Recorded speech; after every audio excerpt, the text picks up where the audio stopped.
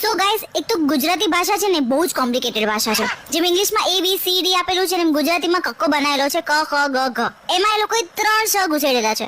એક શરણાઈનો શ, બીજો સસલાનો શ અને ત્રીજો છેલ્લા સ સુધી પહોંચતા તો મોઢામાં થૂક આવી જાય છે. ગુજરાતી મા બાપ પણ એવા છે ને અઘરા કે એને નામ બી એ રીતે પાડવું હોય. જેમ કે મારા એક ભાઈનું નામ છે પિયુષ. તો સ્કૂલમાં એને ટીચર એવું કહે છે કે રોલ નંબર 19, તો એ કહે છે પિયુષ પિયુષ.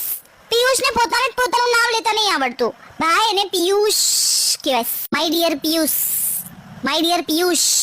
હમણાં એક ભાણિયાનું નામ પાડ્યું સુરેશ, પણ એ લોકોને એકદમ એફર્ટલેસલી જ બોલવું છે. જેમ કે સુરેશ, રમેશ, મહેશ, ધર્મેશ.